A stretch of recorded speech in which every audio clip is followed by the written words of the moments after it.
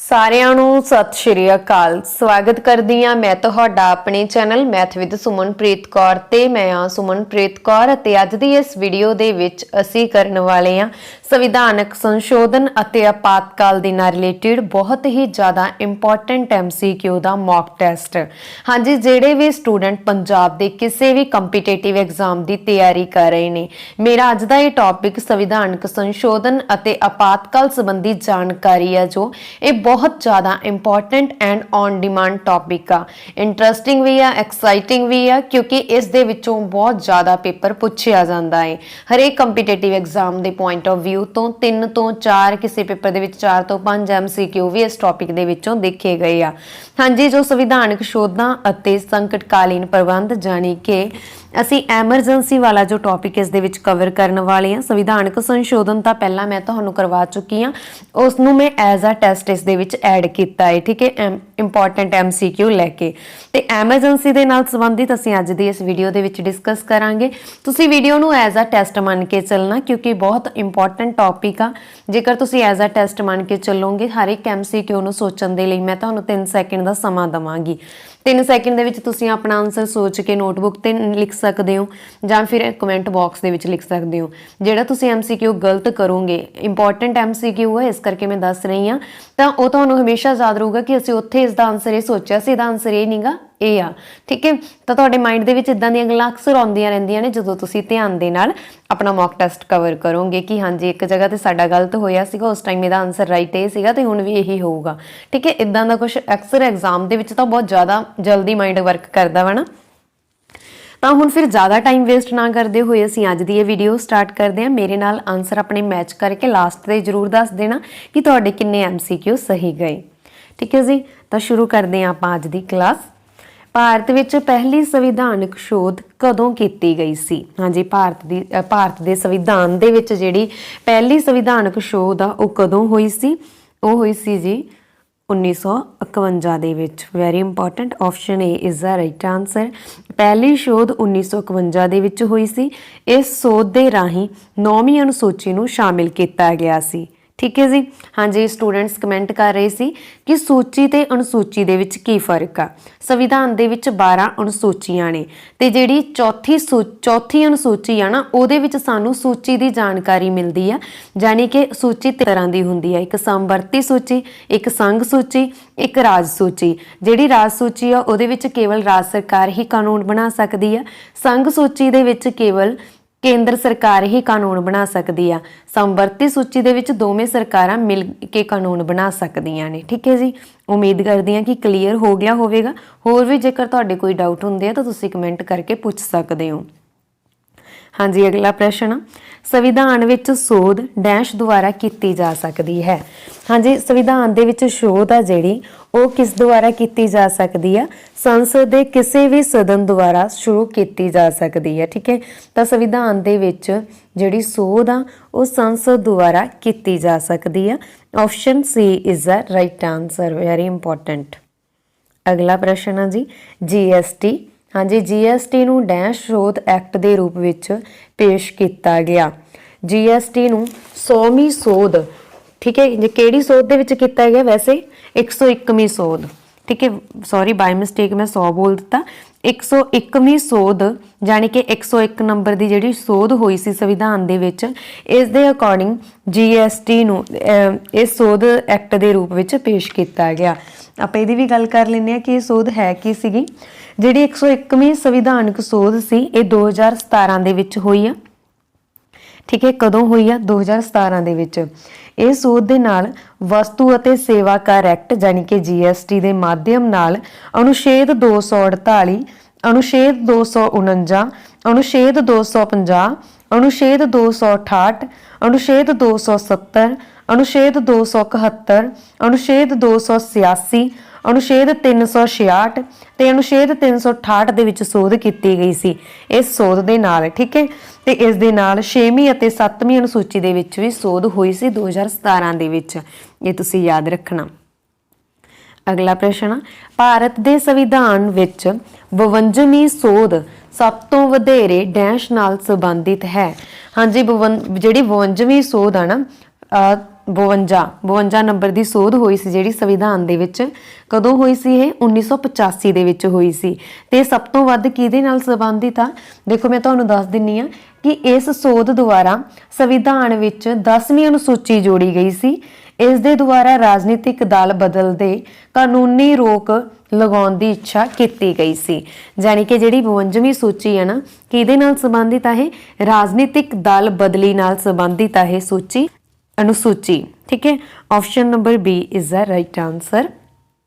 अगला प्रश्न, किस संविधानक सोध एक्ट द्वारा वोटिंग की उम्र 21 साल तो घटा के 18 साल की गई? हाँ जी, जिहड़ी वोटिंग की उम्र आ पहला 21 साल हुंदी सी, फिर संविधान दे विच सोध की गई, 21 साल तो घटा के 18 साल कर दी गई। पर यह किहड़ी सोध दे नाल की गई आ? ये 61वीं सोध दे विच कीती गई है जी। 61वीं सोध जिहड़ी कि 1999 ਦੇ ਵਿੱਚ ਹੋਈ ਸੀ। 1999 ਦੇ ਵਿੱਚ ਹੋਈ ਸੀ 61ਵੀਂ ਸੋਧ। ਠੀਕ ਹੈ, 1999 ਦੇ ਵਿੱਚ ਹੋਈ ਸੀ 61ਵੀਂ ਸੋਧ। ਇਸ ਦੇ ਅਕੋਰਡਿੰਗ ਵੋਟ ਅਧਿਕਾਰ ਲਈ ਘੱਟ ਤੋਂ ਘੱਟ ਉਮਰ 21 ਸਾਲ ਤੋਂ ਘਟਾ ਕੇ 18 ਸਾਲ ਕਰ ਦਿੱਤੀ ਗਈ ਸੀ। ਠੀਕ ਹੈ ਜੀ, ਅਗਲਾ ਪ੍ਰਸ਼ਨ ਅਸੀਂ ਕਰਦੇ ਹਾਂ, ਕਿਹੜੇ ਸਾਲ 44ਵੀਂ ਸੋਧ ਪਾਸ ਕੀਤੀ ਗਈ? ਹਾਂਜੀ, 44ਵੀਂ ਸੋਧ ਕਿਹੜੇ ਸਾਲ ਪਾਸ ਕੀਤੀ ਗਈ ਸੀ? Very important. 44ਵੀਂ ਸੋਧ 1978 ਦੇ ਵਿੱਚ ਪਾਸ ਕੀਤੀ ਗਈ ਸੀ। ਤੇ ਇਸ ਦੇ ਵਿੱਚ ਕੀ ਕੀਤਾ ਗਿਆ ਸੀ? ਰਾਸ਼ਟਰਪਤੀ ਵੱਲੋਂ ਸੰਕਟ ਕਾਲ ਦੀ ਘੋਸ਼ਣਾ ਤਦ ਹੀ ਕੀਤੀ ਜਾ ਸਕੇਗੀ ਜਦੋਂ ਮੰਤਰੀ ਮੰਡਲ ਲਿਖਤੀ ਰੂਪ ਨਾਲ ਰਾਸ਼ਟਰਪਤੀ ਨੂੰ ਅਜਿਹੀ ਸਲਾਹ ਦੇਵੇ ਕਿ ਐਮਰਜੈਂਸੀ ਯੁੱਧ, ਬਾਹਰੀ ਹਮਲਾ ਜਾਂ ਵਿਦਰੋਹ ਦੀ ਸਥਿਤੀ ਵਿੱਚ ਹੀ ਘੋਸ਼ਿਤ ਕੀ ਮਤਲਬ ਕੀ ਹੈ ਦਾ ਕਿ ਜਿਹੜਾ ਰਾਸ਼ਟਰਪਤੀ ਆ ਉਹ ਆਪਾਤਕਾਲ ਦੀ ਘੋਸ਼ਣਾ ਉਦੋਂ ਹੀ ਕਰ ਸਕਦਾ ਜਦੋਂ ਮੰਤਰੀ ਮੰਡਲ ਉਹਨੂੰ ਲਿਖ ਕੇ ਦੇਵੇ। ਠੀਕ ਹੈ, ਅਤੇ ਆਪਾਤਕਾਲ ਆ ਜਿਹੜਾ ਉਹ ਯੁੱਧ ਜਾਂ ਕਿਸੇ ਬਾਹਰੀ ਹਮਲੇ ਦੇ ਵਿੱਚ ਹੀ ਘੋਸ਼ਿਤ ਕੀਤਾ ਜਾ ਸਕਦਾ, ਅੰਦਰੂਨੀ ਅਸ਼ਾਂਤੀ ਤੇ ਆਧਾਰਿਤ ਨਹੀਂ ਹੋਵੇਗਾ। ਠੀਕ ਹੈ, ਘੋਸ਼ਣਾ ਦੇ 1 ਮਹੀਨੇ ਵਿੱਚ ਹੀ ਸੰਸਦ ਦੇ ਵਿਸ਼ੇਸ਼ ਬਹੁਮਤ ਨਾਲ ਇਸ ਦੀ ਜਿਹੜੀ ਪ੍ਰਵਾਨਗੀ ਆ ਉਹ ਜ਼ਰੂਰੀ ਮੰਨੀ ਜਾਵੇਗੀ। ਇਹ ਸੋਧ ਦੇ ਵਿੱਚ ਕੀਤਾ ਗਿਆ ਜਿਹੜੀ ਕਿ 1978 ਦੇ ਵਿੱਚ 44ਵੀਂ ਹੋਈ ਸੀ। ठीक है जी, अगला प्रश्न, भारती संविधान की किस सोध द्वारा संविधान विच सोध करन दी शक्ति विशेष तौर ते संसद नूं सौंपी गई? हाँ जी, देखो भारतीय संविधान की 24वीं सोध जिहड़ी कि 1971 दे विच होई सी, इस दे अकॉर्डिंग संसद नूं मौलिक अधिकारां समेत संविधान के किसी भी अनुच्छेद नूं सोधन का अधिकार दिता गया। ऑप्शन ए इस दा राइट आंसर है कि 24वीं सोध द्वारा संसद नूं यह अधिकार दिता गया कि संसद भी संविधान दे विच शोध आ जिहड़ी कर सकदी आ। अगला प्रश्न है जी, राष्ट्रपति संविधान की किहड़ी संविधानक सोध द्वारा मंत्रिमंडल की सलाह मनण लई मजबूर है? हाँ जी, संविधान की किहड़ी सोध आ जिहदे विच राष्ट्रपति नूं यह मनना ही पवेगा कि संविधान विच सोध हो सकदी आ, संसद का मनना पवेगा, संसद का कहना मनना पवेगा। तो यह सोध है जी 44वीं सोध। 44वीं सोध के अकॉर्डिंग राष्ट्रपति नूं यह मनना पवेगा कि संविधान दे विच जिहड़ी सोध आ वो हो सकती है। देखो 44वीं सोध राष्ट्रपति वालों आपातकाल की घोषणा उदों ही की जा सकती है। 44वीं सोध के अकॉर्डिंग है जदों मंत्रिमंडल लिखती रूप नाल राष्ट्रपति नूं इहदी सलाह देवे। ठीक है, राष्ट्रपति आपातकाल की घोषणा उदों ही कर सकता जो मंत्रिमंडल लिख के देगा। तो हुण आपातकाल, युद्ध, बाहरी हमला जां किसी विद्रोह के कारण ही घोषित किया जा सकता, अदरवाइज अंदरूनी अशांति के कारण नहीं किया जा सकता। घोषणा के 1 महीने अंदर ही संसद के विचले जिहड़े बहुमत आ वो भी इसकी प्रवानगी जरूरी होगी। अगला प्रश्न, हाँ जी, अगला प्रश्न असीं करते हैं, संविधान की 10वीं अनुसूची किस संविधानक सोध द्वारा दर्ज की गई सी? हाँ जी, संविधान की 10वीं अनुसूची 52वीं सोध द्वारा दर्ज की गई। Option C is the right answer. 52वीं सोध 1985 दे विच होई सी। इस सोध द्वारा संविधान विच 10वीं अनुसूची जोड़ी गई। इस दे द्वारा राजनीतिक दल बदल अते कानूनी रोक लगाउण दी इच्छा भी की गई सी। अगला प्रश्न, भारत की 73वीं संविधानक सोध किस नाल संबंधित है? हाँ जी, पहला तो तुहानूं ये पता होना चाहिए कि 73वीं संविधानक सोध होई कदों सी। ਇਹ ਹੋਈ ਸੀ ਜੀ 1993 ਦੇ ਵਿੱਚ। ਠੀਕ ਹੈ, ਤੇ ਭਾਰਤ ਦੀ ਜਿਹੜੀ 73ਵੀਂ ਸੋਧ ਆ ਇਸ ਦੇ ਅਕੋਰਡਿੰਗ ਸੰਵਿਧਾਨ ਵਿੱਚ ਇੱਕ ਨਵਾਂ ਭਾਗ ਜਾਣੀ ਕਿ ਭਾਗ 9 ਅਤੇ ਇੱਕ ਨਵੀਂ ਅਨੁਸੂਚੀ 11ਵੀਂ ਅਨੁਸੂਚੀ ਜੋੜੀ ਗਈ ਅਤੇ ਨਾਲ ਹੀ ਪੰਚਾਇਤੀ ਰਾਜ ਵਿਵਸਥਾ ਨੂੰ ਸੰਵਿਧਾਨਿਕ ਦਰਜਾ ਪ੍ਰਦਾਨ ਕੀਤਾ ਗਿਆ ਸੀ। ਠੀਕ ਹੈ, ਤਾਂ ਆਪਸ਼ਨ ਨੰਬਰ ਏ ਇੱਥੇ ਰਾਈਟ ਆਨਸਰ ਹੈ ਕਿ 73ਵੀਂ ਸੰਵਿਧਾਨਕ ਸੋਧ ਪੰਚਾਇਤ ਨਾਲ ਸੰਬੰਧਿਤ ਹੈ। ਅਗਲਾ ਪ੍ਰਸ਼ਨ, ਕਿਹੜੀ ਸੰਵਿਧਾਨਕ ਸੋਧ ਨੂੰ ਹੇਠ ਲਿਖਿਆਂ ਵਿੱਚੋਂ ਛੋਟਾ ਸੰਵਿਧਾਨ ਕਿਹਾ ਗਿਆ? Very important. ਹਾਂਜੀ, 42ਵੀਂ ਸੰਵਿਧਾਨ ਸੋਧ ਆ ਜਿਹੜੀ ਬਹੁਤ ਜ਼ਿਆਦਾ ਇੰਪੋਰਟੈਂਟ ਹੈ ਤੇ ਇਸ ਨੂੰ ਹੀ ਛੋਟਾ ਸੰਵਿਧਾਨ ਕਿਹਾ ਜਾਂਦਾ ਹੈ। Option B is the right answer 42ਵੀਂ ਸੋਧ 1976 ਦੇ ਵਿੱਚ ਹੋਈ ਸੀ। ਠੀਕ ਹੈ, ਤੇ ਧਰਮ ਨਿਰਪੇਖ, ਸਮਾਜਵਾਦੀ ਅਤੇ ਅਖੰਡਤਾ ਸ਼ਬਦ ਇਸ ਦੇ ਵਿੱਚ ਜੋੜੇ ਗਏ ਸੀ ਅਤੇ ਇਸ ਦੇ ਦੁਆਰਾ ਅਧਿਕਾਰਾਂ ਦੇ ਨਾਲ-ਨਾਲ ਕਰਤੱਵਾਂ ਦੀ ਵਿਵਸਥਾ ਕਰਦੇ ਹੋਏ ਨਾਗਰਿਕਾਂ ਦੇ 10 ਮੂਲ ਕਰਤੱਵ ਵੀ ਜੋੜੇ ਗਏ ਸੀ ਜਿਹੜੇ ਕਿ ਅਸੀਂ ਰੂਸ ਤੋਂ ਲਏ ਆ ਮੂਲ ਕਰਤੱਵ। ਅਗਲਾ ਪ੍ਰਸ਼ਨ, ਸੰਵਿਧਾਨ ਦੀ 74ਵੀਂ ਸੋਧ ਡੈਸ਼ ਪ੍ਰਦਾਨ ਕਰਦੀ ਹੈ? ਹਾਂਜੀ, ਸੰਵਿਧਾਨ ਦੀ 74ਵੀਂ ਸੋਧ, ਇਹ ਵੀ ਤੁਹਾਨੂੰ ਪਤਾ ਹੋਣਾ ਚਾਹੀਦਾ ਕਿ 74ਵੀਂ ਸੋਧ 1993 ਦੇ ਵਿੱਚ ਹੋਈ ਸੀ ਤੇ ਇਹ ਕੀ ਕਰਦੀ ਆ ਕਿ ਸੰਵਿਧਾਨ ਵਿੱਚ ਨਵਾਂ ਭਾਗ 9 ਅਤੇ ਇੱਕ ਨਵੀਂ ਅਨੁਸੂਚੀ 12ਵੀਂ ਅਨੁਸੂਚੀ ਜੋੜ ਕੇ ਸ਼ਹਿਰੀ ਖੇਤਰ ਦੀਆਂ ਸਥਾਨਕ ਸੰਸਥਾਵਾਂ ਨੂੰ ਸੰਵਿਧਾਨਕ ਦਰਜਾ ਪ੍ਰਦਾਨ ਕੀਤਾ ਗਿਆ ਸੀ ਇਸ ਅਨੁਸੂਚੀ ਦੇ ਤਹਿਤ। ਤਾਂ ਦੋਸਤੋ ਹੁਣ ਜਲਦੀ ਨਾਲ ਇਸ ਦਾ ਆਨਸਰ ਕੀ ਹੋਵੇਗਾ? 3 ਤਰ੍ਹਾਂ ਦੀਆਂ ਨਗਰਪਾਲਿਕਾਵਾਂ ਦਾ ਗਠਨ। ਠੀਕ ਹੈ, 3 ਤਰ੍ਹਾਂ ਦੀਆਂ ਨਗਰਪਾਲਿਕਾਵਾਂ ਦਾ ਗਠਨ ਕੀਤਾ ਗਿਆ ਸੀ। Option number C is the right answer. ਠੀਕ ਹੈ ਜੀ, ਇਸ ਗੱਲ ਦਾ ਤੁਸੀਂ ਧਿਆਨ ਰੱਖਣਾ, ਆਪਸ਼ਨ ਸੀ ਰਾਈਟ ਆਨਸਰ ਹੈ। ਅਗਲਾ ਪ੍ਰਸ਼ਨ ਅਸੀਂ ਕਰਦੇ ਹਾਂ, ਕਿਸ ਸੋਧ ਦੁਆਰਾ ਸਿੱਕਿਮ ਨੂੰ ਭਾਰਤੀ ਸੰਘ ਦੇ ਪੂਰੇ ਰਾਜ ਵਜੋਂ ਸ਼ਾਮਿਲ ਕੀਤਾ ਗਿਆ? ਹਾਂਜੀ, ਸਿੱਕਿਮ ਨੂੰ ਭਾਰਤੀ ਸੰਘ ਦੇ ਪੂਰੇ ਰਾਜ ਵਜੋਂ ਸ਼ਾਮਿਲ ਕੀਤਾ ਗਿਆ ਸੋਧ 36ਵੀਂ ਦੁਆਰਾ। Option B is the right answer. 36ਵੀਂ ਸੋਧ 1975 ਦੇ ਵਿੱਚ ਹੋਈ।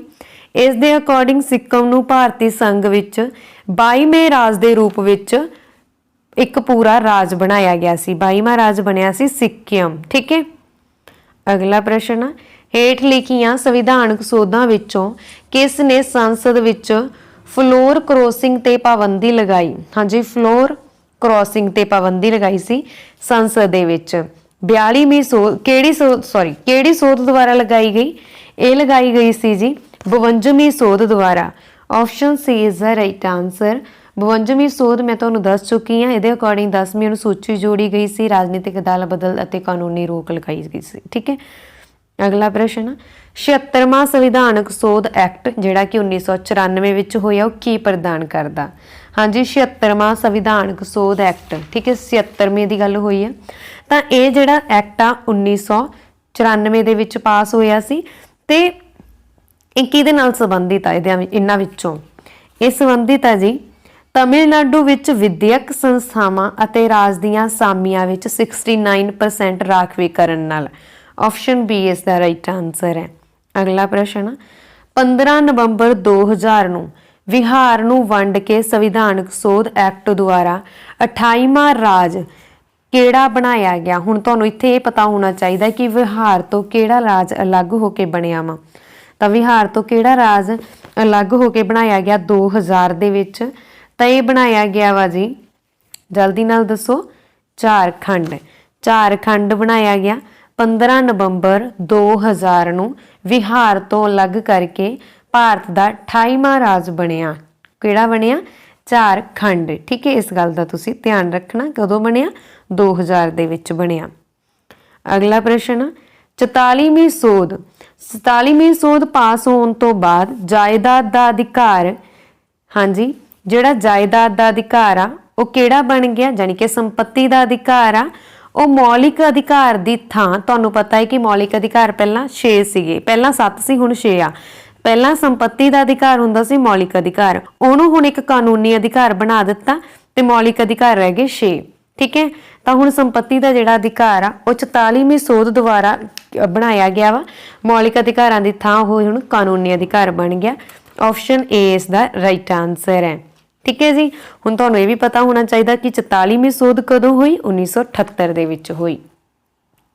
अगला प्रश्न, किहड़ी संविधानक सोध ने जायदाद दा अधिकार मौलिक अधिकारां दी सूची विचों खत्म कीता? तां किहड़ी ने कीता है? 44वीं सोध ने। Option C is the right answer. अगला प्रश्न है जी, एक्ट 368 किन्ने प्रकार दियां सोधां प्रदान करदा? हाँ जी, एक्ट 368 आ जिहड़ा यह किन्ने प्रकार दियां सोधां प्रदान करदा? 2 प्रकार दियां। Option A is the right answer. अगला प्रश्न, संविधान विच किन्ने प्रकार दी एमरजेंसी प्रदान की गई है? हाँ जी, संविधान दे विच 3 प्रकार दी एमरजेंसी प्रदान की गई है। Option C is the right answer. अगला प्रश्न है जी, भारत दा राष्ट्रपति किन्ने प्रकार दियां संकटकालीन शक्तियां रखदा है? यानी कि आपातकाल संबंधी शक्तियां वा जिहड़ियां किन्ने प्रकार दियां भारत दे राष्ट्रपति नूं दित्तियां गईयां ने? 3 प्रकार दियां दित्तियां गईयां ने। Option D is the right answer. अगला प्रश्न, भारतीय संविधान के अनुसार एमरजेंसी की घोषणा किस दे हथ विच है? हाँ जी, भारतीय संविधान के अकॉर्डिंग एमरजेंसी की घोषणा राष्ट्रपति के हथ विच है, सिर्फ राष्ट्रपति दे। Option B is the right answer. ठीक है जी, राष्ट्रपति। अगला प्रश्न, संविधान के किस अनुच्छेद के अनुसार राष्ट्रीय एमरजेंसी की घोषणा की जा सकती है? हाँ जी, राष्ट्रीय एमरजेंसी की घोषणा किहड़े अनुच्छेद के अकॉर्डिंग की जा सकती है? अनुच्छेद 352 के according. Option A is the right answer, यानी कि आपातकाल की घोषणा आर्टिकल 352 के अकॉर्डिंग की जा सकती है। अगला प्रश्न, भारत विच युद्ध जां बाहरी हमले के कारण भारत के राष्ट्रपति द्वारा राष्ट्रीय एमरजेंसी की घोषणा किस अनुच्छेद के अंतर्गत की गई है? तो article 352। Option B is the right answer. अगला प्रश्न है जी, भारत विच राष्ट्रीय एमरजेंसी नूं बाहरी हमले जां बगावत के कारण राष्ट्रपति द्वारा किस अनुच्छेद के तहत घोषित किया जा सकता है? हाँ जी, सेम ही MCQ आ, आंसर सेम आ, बस घुमा फिरा के पाए जा रहे हैं। भारत विच राष्ट्रपति एमरजेंसी नूं बाहरी हमले जां बगावत के कारण राष्ट्रपति द्वारा अनुच्छेद 352 के तहत घोषित किया जा सकता। Option A is the right answer. अगला प्रश्न, जेकर राष्ट्रपति राष्ट्रीय एमरजेंसी की घोषणा करता है तो इस घोषणा नूं संसद द्वारा डैश के अंतर्गत मंजूरी देनी होवेगी। ठीक है, किन्ने समय के अंतर्गत? 1 महीना। Option D is the right answer. जेकर राष्ट्रपति एमरजेंसी की घोषणा करता तो इस घोषणा नूं संसद द्वारा 1 महीने के अंदर अंदर मंजूरी देनी होवेगी। Option D is the right answer है। अगला प्रश्न, युद्ध ते बाहरी हमले के कारण एमरजेंसी की घोषणा नूं अनुच्छेद 352 के अंतर्गत संसद तो डैश के अंदर प्रवानगी की लोड़ है? ये भी सेम ही है, बस घुमा के पाया वा। ठीक है, युद्ध ते बाहरी हमले के कारण एमरजेंसी की घोषणा नूं अनुच्छेद 352 के अंतर्गत संसद तो 1 महीने के अंदर प्रवानगी की लोड़ है। Option A is the right answer है। ठीक है, इस गल का तुसीं ध्यान रखना। मैं इत्थे बार-बार 352 बोल रही हाँ, तुहाडे माइंड 'च ये आ रहा कि 352 भाग किहड़े दे विच आ? किहड़े भाग 'च आउंदा 352 अनुच्छेद? भाग 18 दे विच। भाग 18 वा ना जिहड़ा संविधान दा, इस संकट दे नाल एमरजेंसी दे नाल संबंधित है। इस गल का तुसीं ध्यान रखना। 352 तो लैके 360 तक जिहड़े आर्टिकल आ, ये संकट नाल संबंधित आ। ठीक है जी, इस गल का ध्यान रखियो। अगला प्रश्न, किन्ने समय विच राष्ट्रपति द्वारा घोषित की गई राष्ट्रीय एमरजेंसी की घोषणा नूं मंजूरी लई संसद के सामने रखा जाता है? तो ये भी सेम ही MCQ, बस घुमा फिरा के इस तरह एग्जाम दे विच आउंदे आ कि किन्ने समय विच राष्ट्रपति द्वारा घोषित की गई राष्ट्रीय एमरजेंसी की घोषणा नूं मंजूरी लई संसद के सामने रखा जाता है? 1 महीने के अंदर। Option A is the right answer. अगला प्रश्न, भारत का राष्ट्रपति सिर्फ भारत का राष्ट्रपति सिर्फ डैश की लिखित सिफारिश ते राष्ट्रीय एमरजेंसी की घोषणा कर सकता? किहदी लिखत सिफारिश ते? केंद्री मंत्रिमंडल दी। Option B is the right answer. मैं तुहानूं दस्सिआ ना कि जिन्ना देर तक मंत्रिमंडल लिख के ना दवे तां राष्ट्रपति एमरजेंसी घोषणा नहीं घोषित नहीं कर सकदा। तां जिन्नी देर केंद्री मंत्रिमंडल नहीं लिखदा राष्ट्रपति एमरजेंसी की घोषणा नहीं कर सकता। Option B is the right answer. अगला प्रश्न, भारत के राष्ट्रपति ने हुण तक कितनी बार राष्ट्रीय एमरजेंसी की घोषणा की आ? हाँ जी, भारत के राष्ट्रपति ने हुण तक कितनी बार आपातकाल की घोषणा की है? 3 बार।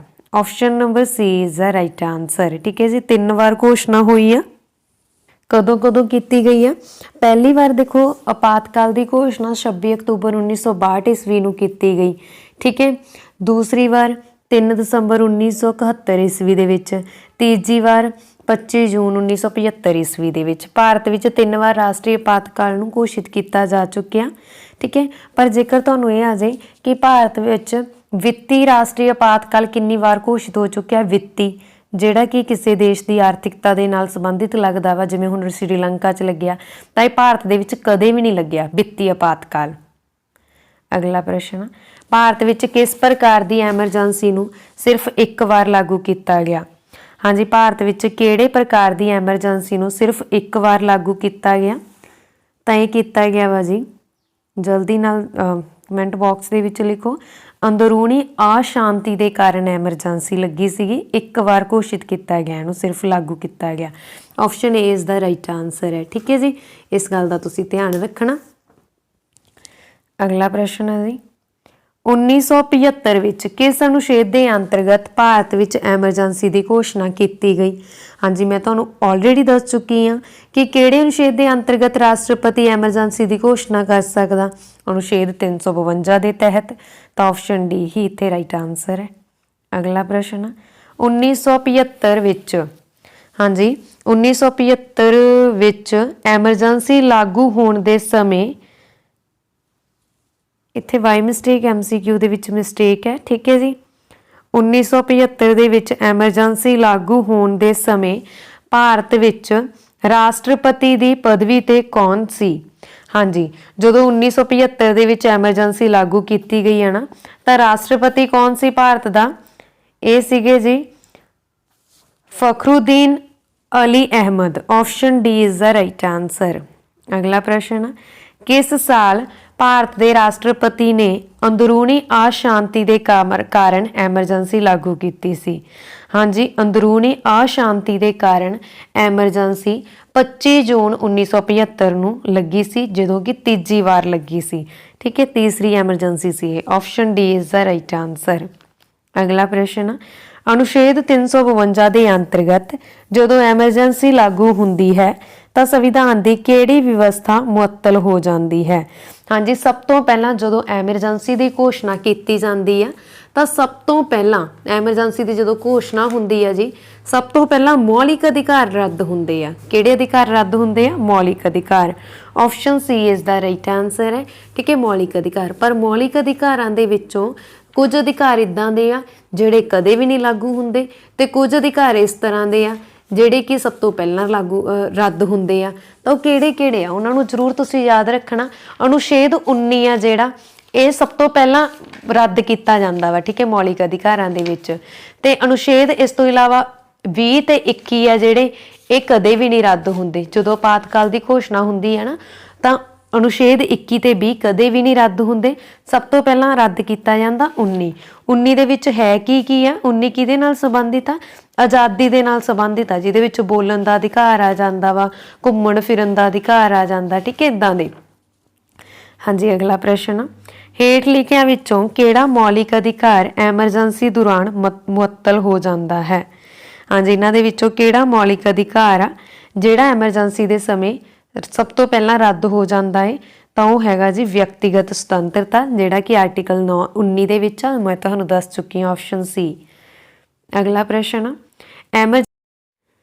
एमरजेंसी दीयां किहड़ियां स्थितियां विच अजिहा कानून जां कार्यकारी आदेश पास किया जा सकता है जो धारा 19 दे विरुद्ध है? हाँ जी, एमरजेंसी दीयां युद्ध ਜਾਂ ਬਾਹਰੀ ਹਮਲੇ ਦੇ ਕਾਰਨ ਅਜਿਹਾ ਆਦੇਸ਼ ਪਾਸ ਕੀਤਾ ਜਾ ਸਕਦਾ ਜੋ ਆਰਟੀਕਲ 19 ਦੇ ਜੋ ਧਾਰਾ 19 ਦੇ ਵਿਰੋਧ ਆ।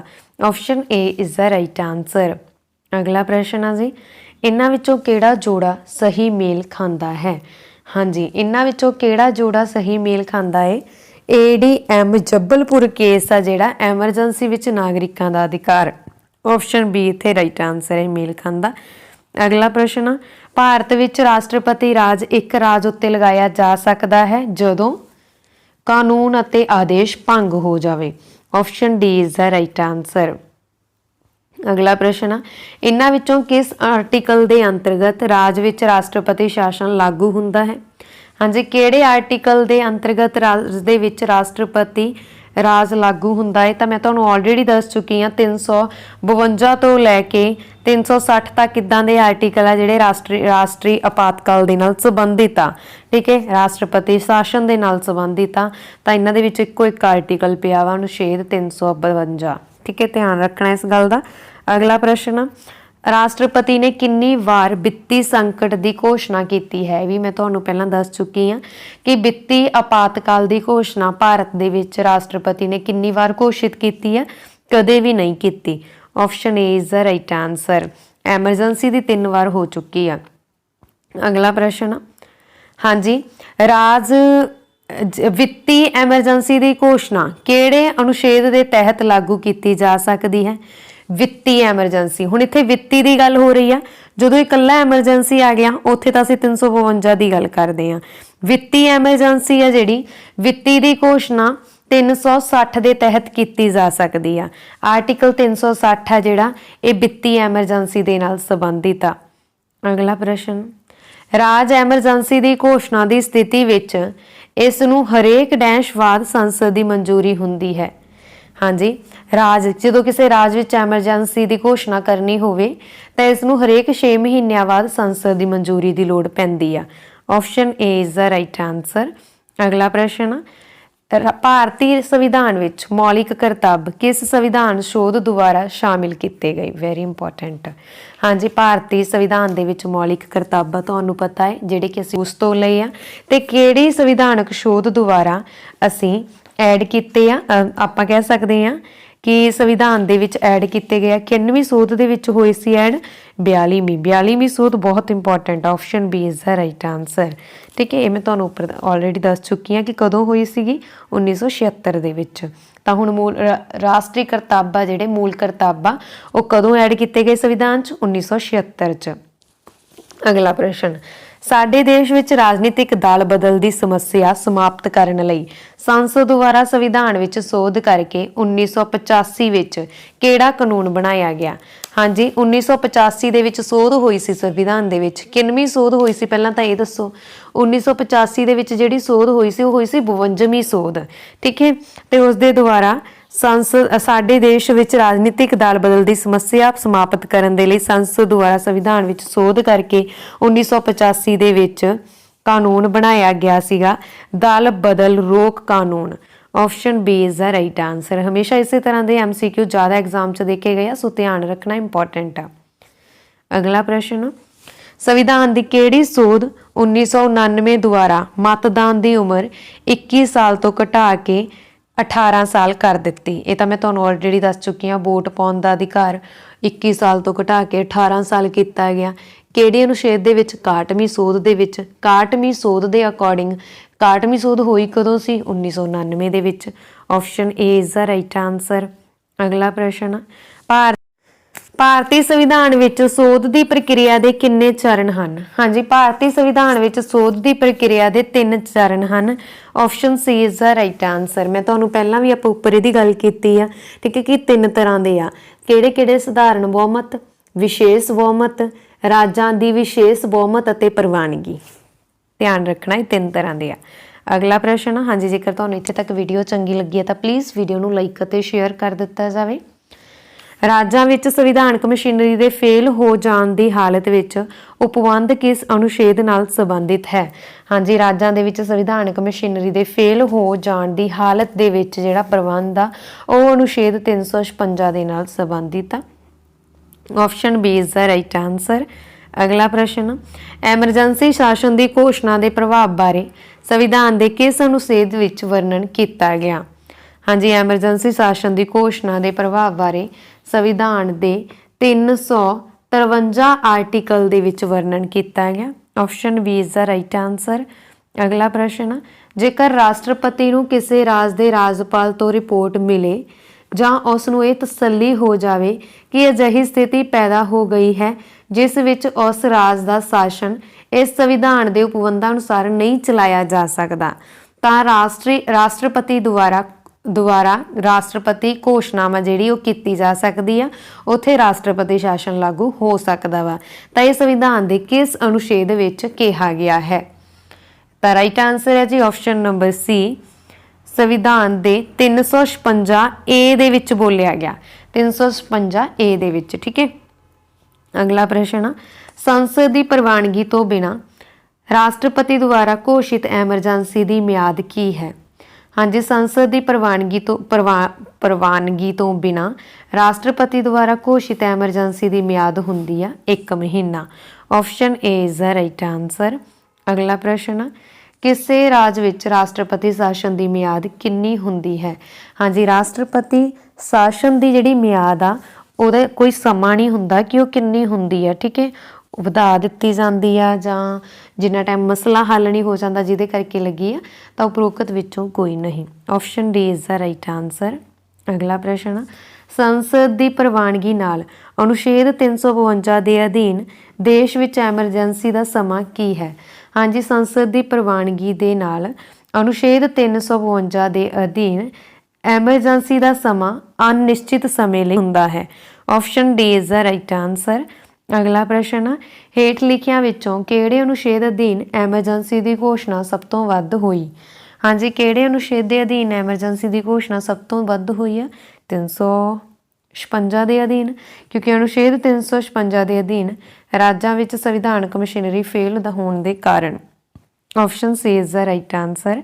अगला प्रश्न, संघ का यह करतब होवेगा कि वह बाहरी हमले ਅਤੇ ਅੰਦਰੂਨੀ ਅਸ਼ਾਂਤੀ ਤੋਂ ਹਰੇਕ ਰਾਜ ਦੀ ਸੁਰੱਖਿਆ ਕਰੇ ਅਤੇ ਹਰੇਕ ਰਾਜ ਦੀ ਸਰਕਾਰ ਦਾ ਇਸ ਸੰਵਿਧਾਨ ਦੇ ਉਪਬੰਧਾਂ ਦੇ ਅਨੁਸਾਰ ਚਲਾਇਆ ਜਾਣਾ ਸੂਚਿਤ ਕਰੇ, ਜਾਣੀ ਕਿ ਨਿਸ਼ਚਿਤ ਕਰੇ।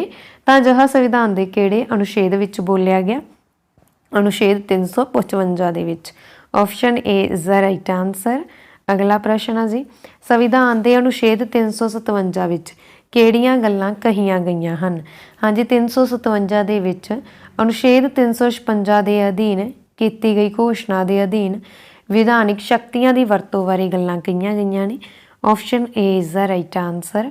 ਅਗਲਾ ਪ੍ਰਸ਼ਨ, ਨਿਮਨਲਿਖਤ ਵਿੱਚੋਂ ਹਾਂਜੀ ਹੇਠ ਲਿਖਿਆਂ ਦੇ ਵਿੱਚੋਂ ਕਿਹੜਾ ਸੰਵਿਧਾਨਕ ਸੋਧ ਐਕਟ GST ਨਿਯਮਾਂ ਨੂੰ ਲਾਗੂ ਕਰਨ ਲਈ ਜ਼ਰੂਰੀ ਪ੍ਰਬੰਧ ਕਰਦਾ ਹੈ?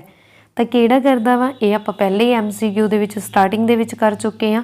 101ਵੀਂ ਸੋਧ ਐਕਟ ਆ ਜਿਹੜੀ ਇਹ ਸੰਬੰਧਿਤ ਆ, ਕਿਹਦੇ ਨਾਲ ਸੰਬੰਧਿਤ ਆ? ਇਹ ਸੰਵਿਧਾਨ ਦੇ GST ਨਾਲ ਸੰਬੰਧਿਤ ਆ। ਠੀਕ ਹੈ। ਅਗਲਾ ਪ੍ਰਸ਼ਨ, ਹਾਂਜੀ ਨਿਮਨਲਿਖਤ ਤੇ ਵਿਚਾਰ ਕਰੋ ਅਤੇ ਇਹਨਾਂ ਨੂੰ ਸਹੀ ਕਾਲਕ੍ਰਮ ਦੇ ਵਿੱਚ ਵਿਵਸਥਿਤ ਕਰੋ। ਤਾਂ ਸਹੀ ਦੇਖੋ, ਸਭ ਤੋਂ ਪਹਿਲਾਂ ਕੀ ਹੋਇਆ ਸੀਗਾ? ਗੋਲਕਨਾਥ ਕੇਸ ਹੋਇਆ, ਫਿਰ 24ਵੀਂ ਸੰਵਿਧਾਨਕ ਸੋਧ ਐਕਟ ਹੋਇਆ ਪਾਸ। ਠੀਕ ਹੈ, ਪਹਿਲਾ ਇਹ ਹੋ ਗਿਆ, ਫਿਰ ਤੀਜਾ ਆ ਗਿਆ। ਉਸ ਤੋਂ ਬਾਅਦ ਦੇਖੋ ਫਿਰ ਹੋਇਆ ਸੀ ਕੇਸਵਾਨੰਦ ਭਾਰਤੀ ਕੇਸ ਦਾ ਕਾਰਨ। ਠੀਕ ਹੈ, ਕੇਸਵਾਨੰਦ ਭਾਰਤੀ ਕੇਸ ਜਿਹਨੂੰ ਅਸੀਂ ਇੱਥੇ 2 ਲਿਖ ਸਕਦੇ ਹਾਂ। ਉਸ ਤੋਂ ਬਾਅਦ ਹੋਈ ਸੀ ਜੀ 42ਵਾਂ ਸੰਵਿਧਾਨਕ ਸੋਧ ਐਕਟ। ਠੀਕ ਹੈ, ਤਾਂ ਕਿਹੜਾ ਸਹੀ ਬਣਦਾ ਦੇਖ ਲੈਂਦੇ ਹਾਂ। 1 3 4 2 4। Option A. ਅਗਲਾ ਪ੍ਰਸ਼ਨ, ਭਾਰਤੀ ਸੰਵਿਧਾਨ ਦੇ ਜ਼ਿਆਦਾਤਰ ਉਪਬੰਧਾਂ ਵਿੱਚ ਸੋਧ ਕਿਸ ਦੇ ਬਹੁਮਤ ਦੁਆਰਾ ਕੀਤੀ ਜਾ ਸਕਦੀ ਹੈ? ਹਾਂਜੀ, ਭਾਰਤੀ ਸੰਵਿਧਾਨ ਦੇ ਵਿੱਚ ਜ਼ਿਆਦਾਤਰ ਉਪਬੰਧਾਂ ਦੇ ਵਿੱਚ ਸੋਧ ਆ ਜਿਹੜੀ ਉਹ ਸਿਰਫ ਸੰਸਦ ਦੁਆਰਾ ਕੀਤੀ ਜਾ ਸਕਦੀ ਹੈ। Option B is the right answer. ਅਗਲਾ ਪ੍ਰਸ਼ਨ, ਸੰਵਿਧਾਨ ਵਿੱਚ ਸੋਧ ਕਰਨ ਦੀ ਪ੍ਰਕਿਰਿਆ ਕਿਸ ਦੁਆਰਾ ਸ਼ੁਰੂ ਕੀਤੀ ਜਾ ਸਕਦੀ ਹੈ? ਹਾਂਜੀ, ਸੰਵਿਧਾਨ ਦੇ ਵਿੱਚ ਸੋਧ ਕਰਨ ਦੀ ਪ੍ਰਕਿਰਿਆ ਵਾ ਉਹ ਸੰਸਦ ਦੇ ਕਿਸੇ ਵੀ ਸਦਨ ਦੇ ਐਕਟ ਦੁਆਰਾ ਸ਼ੁਰੂ ਕੀਤੀ ਜਾ ਸਕਦੀ ਹੈ। ਸੰਸਦ ਦੇ 3 ਸਦਨ ਹੁੰਦੇ ਆ, ਰਾਜ ਸਭਾ, ਲੋਕ ਸਭਾ ਅਤੇ ਰਾਸ਼ਟਰਪਤੀ। ਇਹਨਾਂ ਤਿੰਨਾਂ ਦੇ ਵਿੱਚੋਂ ਕੋਈ ਵੀ ਆ ਜਿਹੜਾ ਉਹ ਸ਼ੁਰੂ ਕਰ ਸਕਦਾ। Option D is the right answer. ਅਗਲਾ ਪ੍ਰਸ਼ਨ, ਭਾਰਤ ਵਿੱਚ ਪਹਿਲੀ ਸੰਵਿਧਾਨਕ ਸੋਧ ਕਿਸ ਸਾਲ ਕੀਤੀ ਗਈ ਸੀ? Very important as a test ਤੁਸੀਂ ਆਨਸਰ ਦਿਓ, ਕਿਉਂਕਿ ਇਸ ਦਾ ਆਨਸਰ ਮੈਂ ਤੁਹਾਨੂੰ ਪਹਿਲੇ ਹੀ MCQ ਦੇ ਵਿੱਚ ਕਰਵਾ ਚੁੱਕੀ ਹਾਂ, ਪਹਿਲੇ MCQ ਦੇ ਵਿੱਚ। ਠੀਕ ਹੈ, ਤਾਂ ਜਲਦੀ ਨਾਲ ਆਨਸਰ ਦਿਓ ਇਸ ਦਾ ਕਮੈਂਟ ਬਾਕਸ ਦੇ ਵਿੱਚ। ਅਗਲਾ ਪ੍ਰਸ਼ਨ, ਹੇਠ ਲਿਖੀਆਂ ਸੰਵਿਧਾਨਕ ਸੋਧਾਂ ਵਿੱਚੋਂ ਕਿਸ ਨੂੰ ਛੋਟੇ ਸੰਵਿਧਾਨ ਦੇ ਰੂਪ ਵਿੱਚ ਜਾਣਿਆ ਜਾਂਦਾ ਹੈ? ਤਾਂ ਇਸ ਬਾਰੇ ਵੀ ਮੈਂ ਤੁਹਾਨੂੰ ਆਲਰੇਡੀ ਉੱਪਰ ਆਪਾਂ ਕਰ ਚੁੱਕੇ ਹਾਂ ਕਿ ਛੋਟਾ ਸੰਵਿਧਾਨ ਕਿਸ ਨੂੰ ਕਿਹਾ ਜਾਂਦਾ? 42ਵੇਂ ਸੰਵਿਧਾਨ ਸੋਧ ਐਕਟ ਨੂੰ। 42ਵਾਂ ਤੇ 42ਵੀਂ ਸੋਧ ਹੋਈ ਕਦੋਂ ਸੀਗੀ?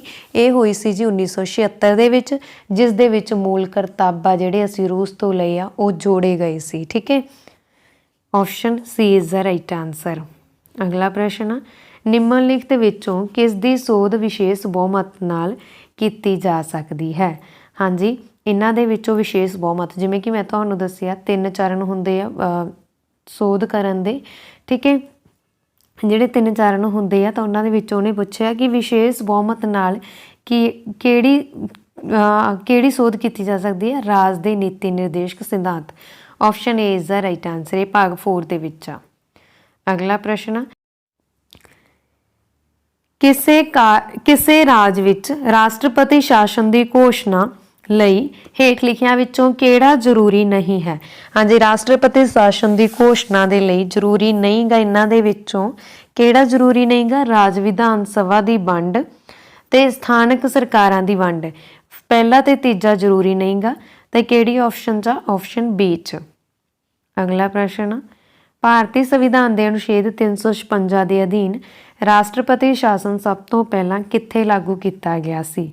ਹਾਂਜੀ, ਭਾਰਤੀ ਸੰਵਿਧਾਨ ਦੀ ਅਨੁਛੇਦ 356 ਦੇ ਅਧੀਨ ਰਾਸ਼ਟਰਪਤੀ ਸ਼ਾਸਨ ਸਭ ਤੋਂ ਪਹਿਲਾਂ ਪੈਪਸੂ ਦੇ ਵਿੱਚ ਲਾਗੂ ਕੀਤਾ ਗਿਆ ਸੀ। Option C is the right answer. ਅਗਲਾ ਪ੍ਰਸ਼ਨ, ਪਹਿਲੀ ਰਾਸ਼ਟਰੀ ਆਪਾਤਕਾਲ ਦੀ ਘੋਸ਼ਣਾ ਦੇ ਸਮੇਂ ਦੇਸ਼ ਦੇ ਰਾਸ਼ਟਰਪਤੀ ਕੌਣ ਸੀ? ਹਾਂਜੀ, ਪਹਿਲੀ ਰਾਸ਼ਟਰੀ ਆਪਾਤਕਾਲ ਦੀ ਜਦੋਂ ਘੋਸ਼ਣਾ ਹੋਈ ਆ ਉਸ ਸਮੇਂ ਦੇਸ਼ ਦੇ ਰਾਸ਼ਟਰਪਤੀ ਸੀਗੇ doctor S Radha Krishnan. Option B is the right answer. ਅਗਲਾ ਪ੍ਰਸ਼ਨ, ਭਾਰਤੀ ਸੰਵਿਧਾਨ ਦੇ ਜ਼ਿਆਦਾਤਰ ਉਪਬੰਧਾਂ ਵਿੱਚ ਸੋਧ ਕਿਸ ਦੇ ਬਹੁਮਤ ਦੁਆਰਾ ਕੀਤੀ ਗਈ? ਹਾਂਜੀ, ਭਾਰਤੀ ਸੰਵਿਧਾਨ ਦੇ ਵਿੱਚ ਜ਼ਿਆਦਾਤਰ ਸੋਧ ਸੰਸਦ ਦੁਆਰਾ ਕੀਤੀ ਗਈ ਆ। Option B is the right answer. ਅਗਲਾ ਪ੍ਰਸ਼ਨ, ਸੰਵਿਧਾਨ ਦੀ ਕਿਸ ਸੋਧ ਦੇ ਅਧੀਨ ਹੋਰ ਪਛੜੇ ਵਰਗ ਨੂੰ ਸਿੱਖਿਅਕ ਸੰਸਥਾਵਾਂ ਲਈ ਪ੍ਰਵੇਸ਼ ਲਈ 27% ਰਾਖਵਾਂਕਰਨ ਕੀਤਾ ਗਿਆ ਸੀ? ਸੰਵਿਧਾਨ ਦੀ ਕਿਹੜੀ ਸੋਧ ਦੇ ਵਿੱਚ ਕੀਤਾ ਗਿਆ? 93 ਸੋਧ। 93 ਨੰਬਰ ਸੋਧ ਆ ਜਿਹੜੀ, ਇਹ ਕਦੋਂ ਹੋਈ ਸੀਗੀ? ਇਹ ਜ਼ਰੂਰ ਕਮੈਂਟ ਬਾਕਸ ਦੇ ਵਿੱਚ ਦੱਸਿਓ। ਠੀਕ ਹੈ, 2005 ਚ ਹੋਈ ਸੀ ਜਿਹੜੀ 93 ਸੋਧ ਆ ਨਾ, ਇਹ ਕਦੋਂ ਹੋਈ ਸੀ? 2005 ਦੇ ਵਿੱਚ ਹੋਈ ਸੀ, ਤੇ ਇਸ ਦੇ ਅਕੋਰਡਿੰਗ ਜਿਹੜਾ 27% ਰਾਖਵਾਂਕਰਨ ਆ ਉਹ ਕੀਤਾ ਗਿਆ ਸੀ। Option A is the right answer, 93। ਅਗਲਾ ਪ੍ਰਸ਼ਨ, ਸਿੱਖਿਆ ਨੂੰ ਕਿਸ ਸੰਵਿਧਾਨਕ ਸੋਧ ਦੇ ਦੁਆਰਾ ਰਾਜ ਸੂਚੀ ਤੋਂ ਸਮਵਰਤੀ ਸੂਚੀ ਵਿੱਚ ਪਾਇਆ ਗਿਆ? ਹਾਂਜੀ, ਰਾਜ ਸੂਚੀ ਤੋਂ ਸਮਵਰਤੀ ਸੂਚੀ ਦੇ ਵਿੱਚ ਪਾਇਆ ਗਿਆ। ਕਿਹੜੀ ਸੰਵਿਧਾਨ ਸੋਧ ਦੁਆਰਾ? 42ਵੀਂ ਸੰਵਿਧਾਨ ਸੋਧ ਦੁਆਰਾ। Option C is the right answer. ਹਾਂਜੀ, ਇਸ ਦੇ ਨਾਲ ਸਾਡੀ ਅੱਜ ਦੀ ਇਹ ਵੀਡੀਓ ਖਤਮ ਹੁੰਦੀ ਹੈ। ਇਹ ਵੀਡੀਓ ਤੁਹਾਨੂੰ ਕਿਸ ਤਰ੍ਹਾਂ ਦੀ ਲੱਗੀ ਕਿਰਪਾ ਕਰਕੇ ਕਮੈਂਟ ਬਾਕਸ ਦੇ ਵਿੱਚ ਜ਼ਰੂਰ ਦੱਸ ਦੇਣਾ, ਤੇ ਜਿੰਨਾ ਹੋ ਸਕੇ ਪਲੀਜ਼ ਵੀਡੀਓ ਨੂੰ ਵੱਧ ਤੋਂ ਵੱਧ ਸ਼ੇਅਰ ਜ਼ਰੂਰ ਕਰ ਦੇਣਾ। ਧੰਨਵਾਦ ਜੀ, ਥੈਂਕਸ ਫॉर ਵਾਚਿੰਗ।